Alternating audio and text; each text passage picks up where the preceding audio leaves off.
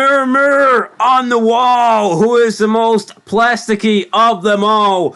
Why is my daughter Charlotte and not yet Tiffany Stratton? Welcome back, guys, to Fog Wrestling. Woo! And the Nature Boy, Ric Flair, the 16-time champion of the world.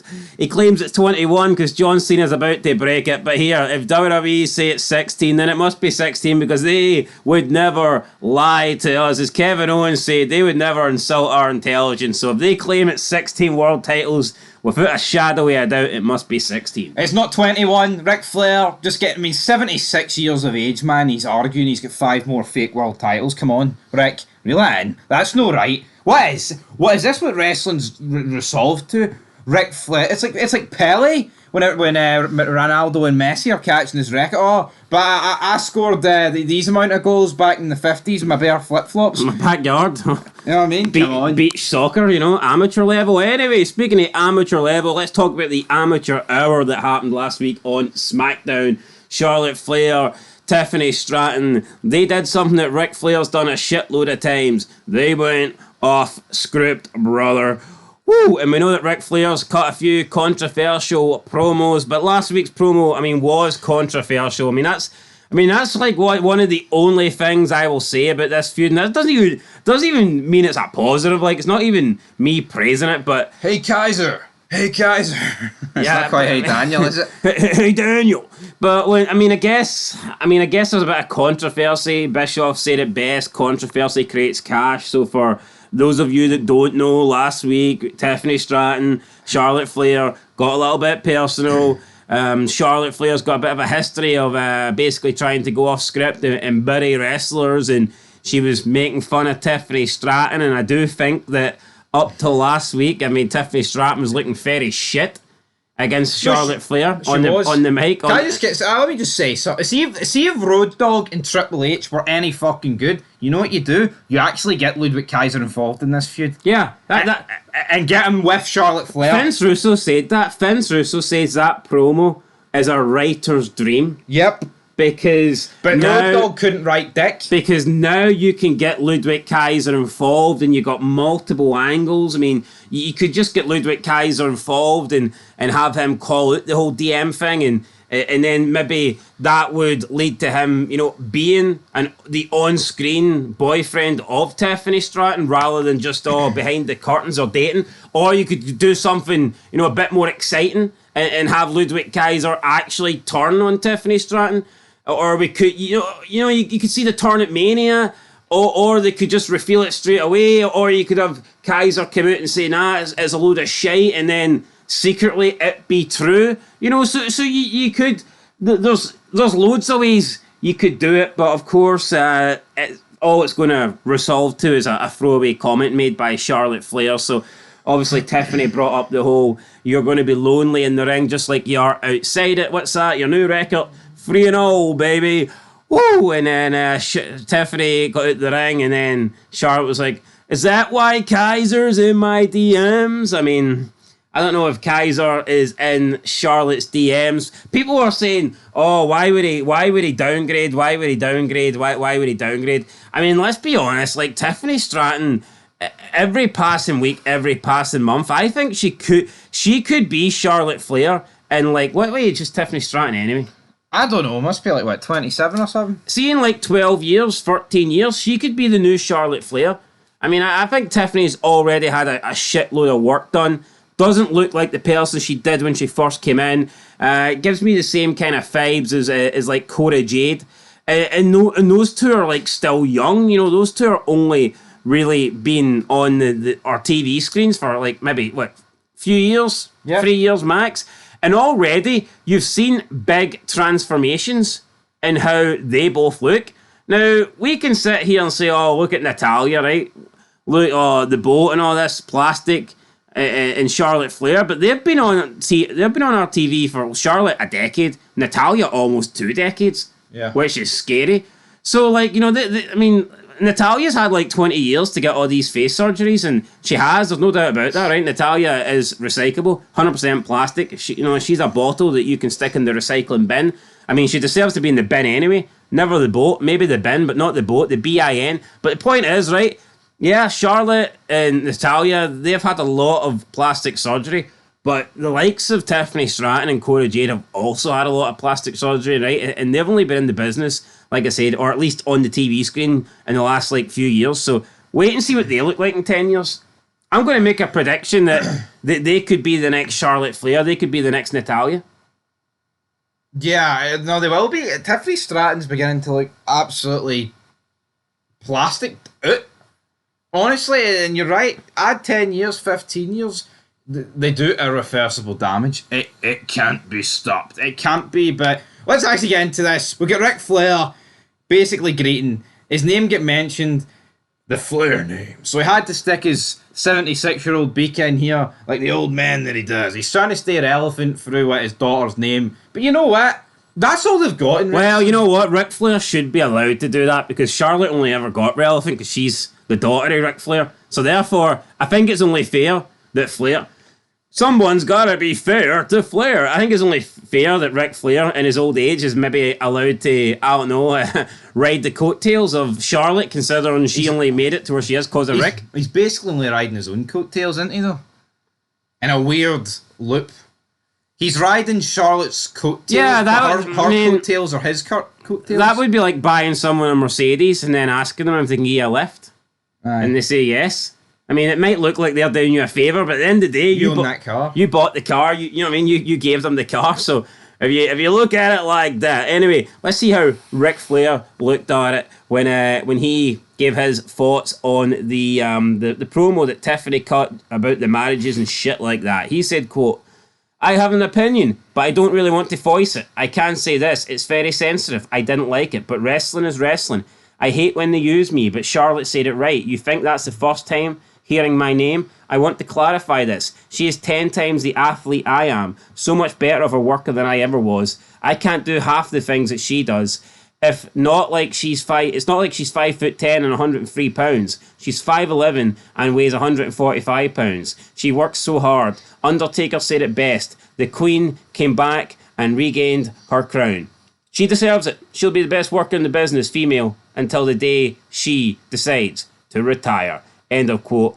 Woo! And then Flair was asked if any positivity came out of the segment, to which he said, quote, "Well, they're talking about it. They are certainly talking about it now, at the expense of Ashley's personal feelings. Wrestling is a strange animal." End of quote. And you know what? That's probably... I agree with Ric Flair on the whole positivity standpoint, because up until that promo where they went off script, I mean, this feud was dead.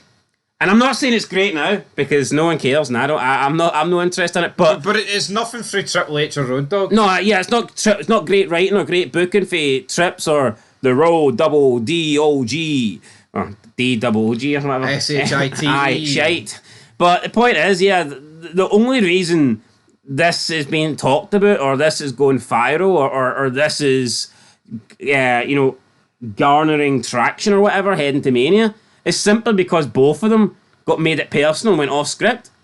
Which would tell me, maybe fucking promos shouldn't be scripted. How about that? See, rather than cutting fucking boring promos about, I want to be the best. No, I'm the best.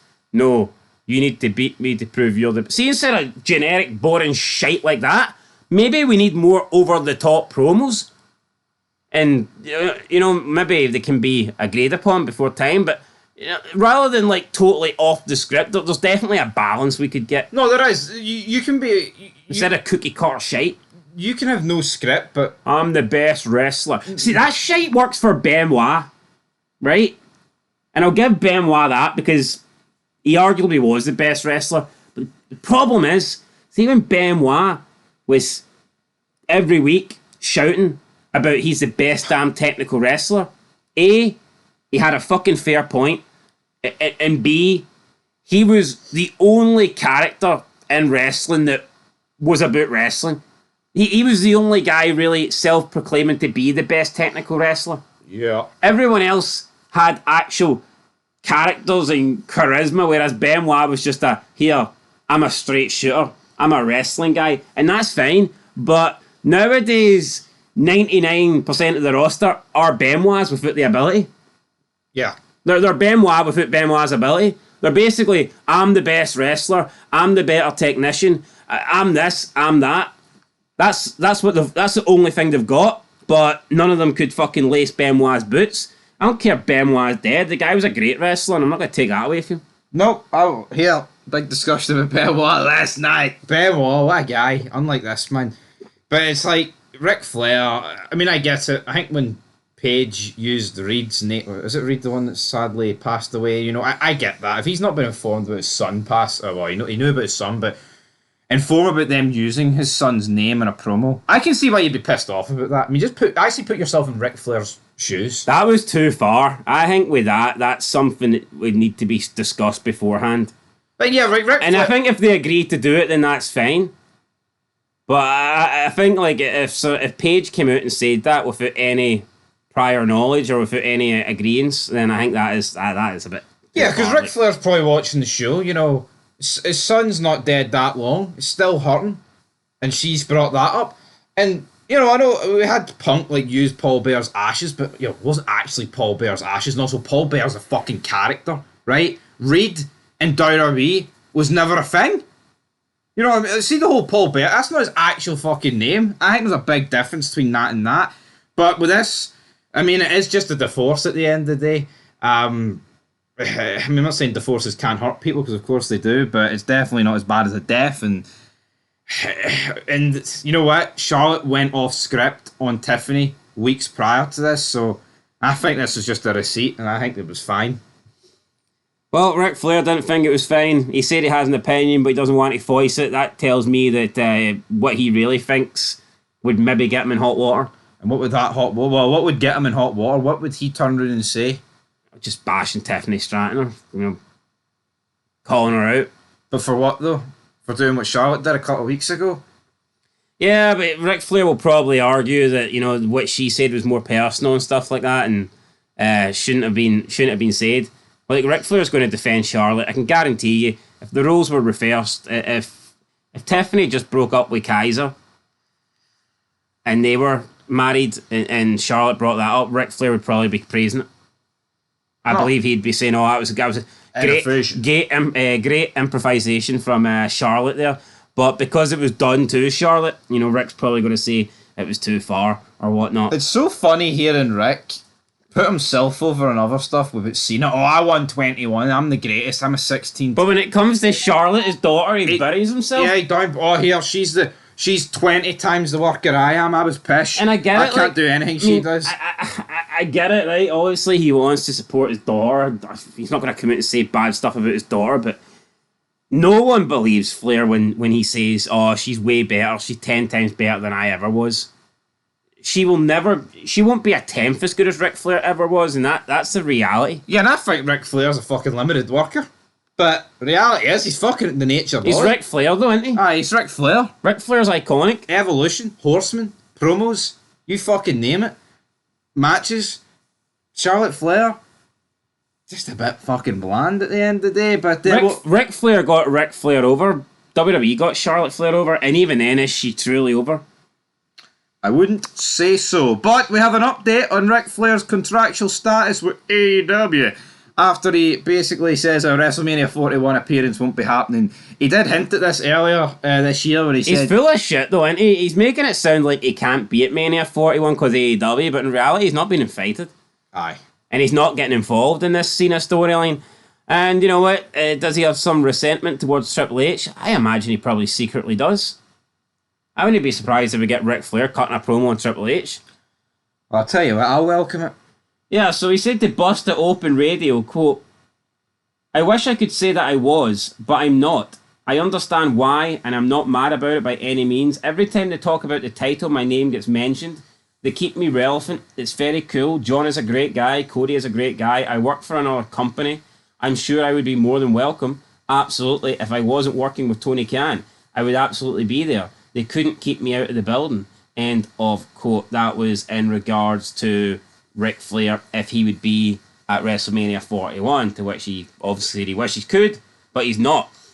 But, I mean, Meltzer has went on to say that, Meltzer, take it with a pinch of salt, but he's went on to say that the contract that Flair's got with AEW is not very restrictive and that he could probably do something with WWE if he wanted to. Plus, we haven't seen Flair on AEW television in 13 months, so it's like, yeah, if Ric Flair wanted to be at WrestleMania, is his contract with AEW denying him that?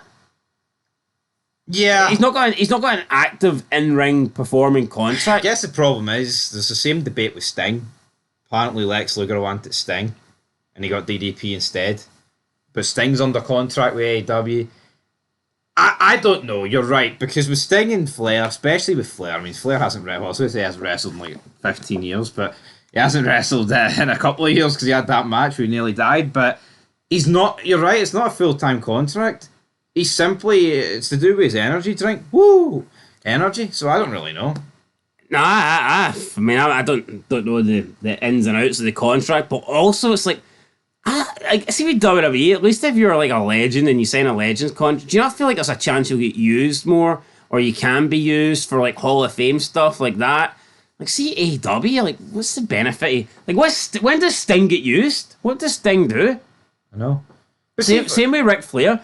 Like, if I was AEW, not Rick, I don't think the guy can be trusted. Like, I would be seeing if Sting would be interested in being the GM. I'd get Sting to be an authority figure. Why can't Sting be the guy? Team Sting. Oh, they're repeating the same shite when he tried to take down the authority on WWE a decade. Why not? Yeah. That was rare. That was somewhat entertaining. You could have Sting come back and try and take down the Death Riders. And also, what would Flair do at Mania?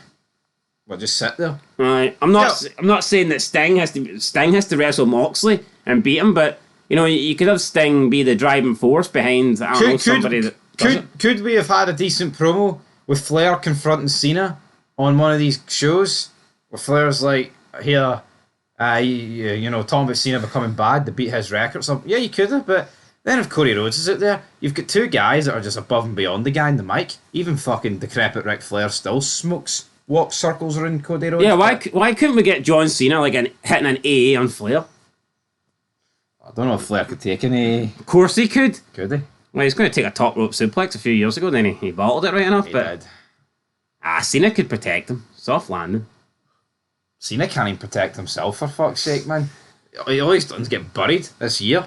Yeah, anyway, guys, that is it. Update on Cena coming later tonight. So stay tuned for that, and we'll catch you in the next one. Until then, woo! Peace.